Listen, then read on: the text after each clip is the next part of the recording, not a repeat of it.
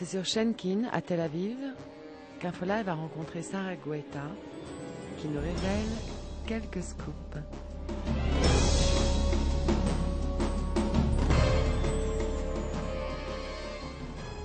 Sarah Guetta, on vous surnomme la coiffeuse des stars. Qui avez-vous l'habitude de coiffer? Alors moi, je m'occupe régulièrement de Gérard Lanvin, de Jacques Gamblin, de Irène Jacob, Charlotte Gainsbourg. Le film que je viens de finir, c'est avec Catherine Deneuve, Emmanuel Béard, Sabine Azéma.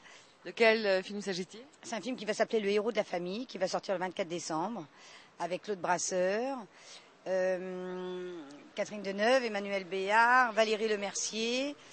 Et voilà. Et je viens de finir un autre film juste derrière, de Alexandra Leclerc, avec Christian Clavier, Gérard Lanvin encore, et Nathalie Baye. Vous êtes actuellement en visite en Israël. Quelle est la raison principale de votre séjour? Alors c'était au départ familial, donc rien à voir avec le travail. C'était familial parce que j'ai beaucoup de famille ici. Et donc j'ai un film qui s'est annulé à Paris de dernière minute, un film de Laurent Tuile-Tartour. Et du coup, j'ai pris un billet, je me suis dit, je vais venir ici pour voir un petit peu comment ça se passe et aussi pour voir effectivement le travail. Pensez-vous faire votre alia? Amen, j'aimerais bien le faire. Je me sens très israélienne alors que je suis vraiment parisienne. Et je me sens vivre ici, j'adore les gens, j'adore la communauté, j'aime la liberté et je me sens hyper à l'aise, quoi. Donc j'aimerais bien plus tard faire mon alia. Avez-vous des projets professionnels en Israël? Oui, j'ai un projet, si Dieu veut, normalement on dit à l'aide de Dieu, on ne dit plus si Dieu veut, avec Emmanuel Nakache et Stéphane Belaïch, le titre va s'appeler Le syndrome de Jérusalem, avec comme principal Arié Elmaleh, le frère de Gad Elmaleh, qui sera le rôle principal. Lui, il sera en yeshiva. En fait, ça sera un religieux de yeshiva.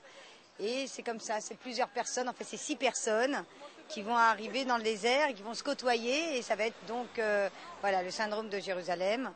Et ça va se tourner au mois de novembre, ici à Tel Aviv et à Jérusalem.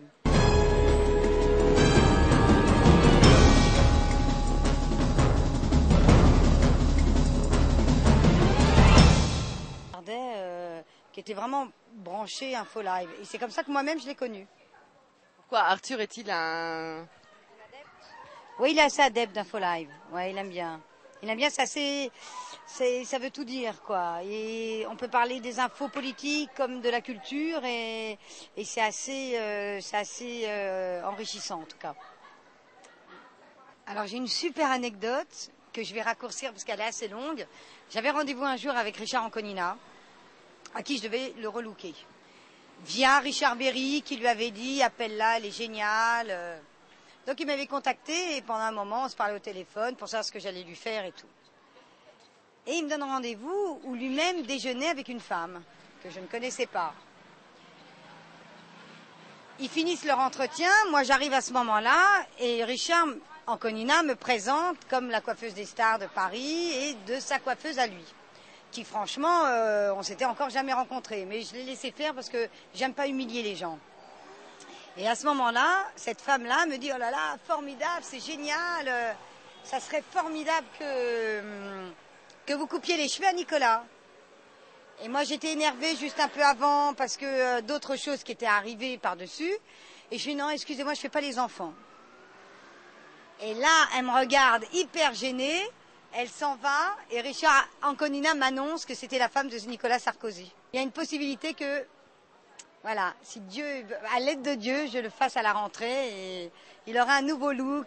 Un nouveau look signé Sarah Guetta.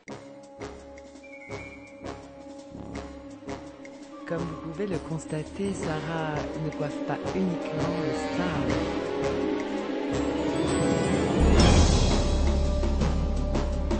Martine Belliti pour infolive.tv.